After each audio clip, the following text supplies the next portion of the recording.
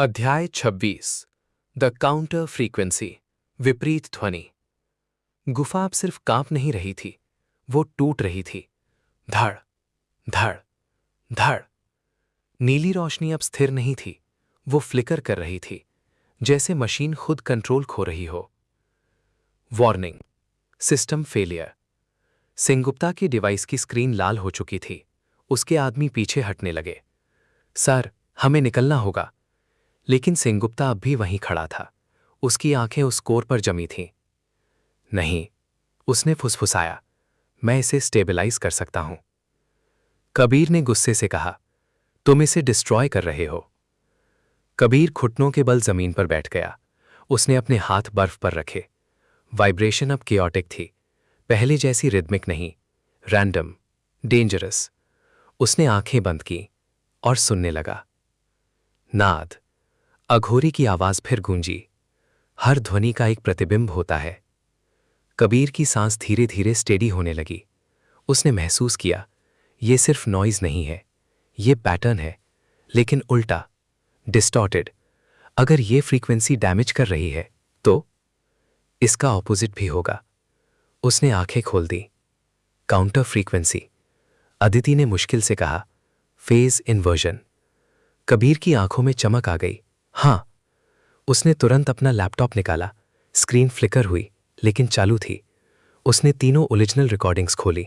फिर current unstable frequency को analyse करने लगा। वेव फॉर्म केओटिक थी, लेकिन उसमें हिडन सिमेट्री थी।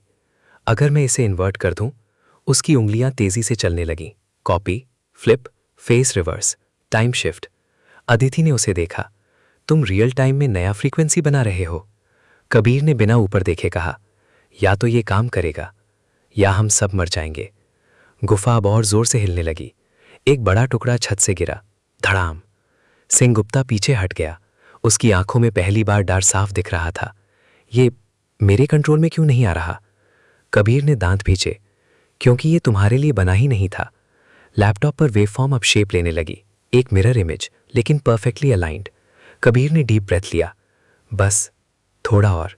अदिति ने कमजोर आवाज में कहा, कबीर, जल्दी। उसकी हालत बिगड़ रही थी, खून अब भी बह रहा था। कबीर ने आखिरी एडजस्टमेंट किया और फाइल सेव कर दी। नाम काउंटर रेजोनेंस डॉट वेव। उसने एम्पलीफायर से कनेक्ट किया, उंगली प्ले बटन पर रखी, लेकिन 1 सेकंड के लिए रुक गया। अगर यह गलत हुआ तो यह आखिरी आवाज होगी। उसने अदिति की ओर देखा। अदिति ने हल्की सी मुस्कान दी। करो। कबीर ने सिर हिलाया और प्ले दबा दिया। पहले कुछ नहीं हुआ, फिर एक हल्की सी टोन, लेकिन यह अलग थी, स्मूथ, बैलेंस्ड, जैसे केओस को काट रही हो। गुफा की वाइब्रेशन थोड़ी धीमी हुई। सेनगुप्ता ने चौंक कर देखा, ये क्या? कबीर ने वॉल्यूम बढ़ाया। काउंटर फ्रीक्वेंसी फैलने लगी, केओटिक वेव से टकराई और धीरे धीरे उन्हें कैंसिल करने लगी। दो अलग वेव्स एक दूसरे को न्यूट्रलाइज करती हुई। गुफा की दीवारें स्टेबलाइज होने लगी, दरारें रुकने लगी, कोर की धड़कन धीमी हो गई। धड़ धड़। अदिति की आंखों में उम्मीद आ गई, ये काम कर रहा है। लेकिन तभी लैपटॉप की स्क्रीन ब्लिंक हुई। कबीर ने नीचे देखा, बैटरी इंडिकेटर 2%। उसका दिल बैठ गया। नहीं, 1%। अदिति ने फुसफुसाया, कबीर, काउंटर फ्रीक्वेंसी अभी पूरी तरह स्टेबलाइज नहीं हुई थी। अगर साउंड बंद हुआ तो केओस वापस आ जाएगा, और इस बार शायद ज्यादा ताकत से। कबीर ने स्क्रीन को घूरा, 1%, और गिरती हुई लाइन। उसकी सांस रुक गई। अब समय खत्म हो रहा था।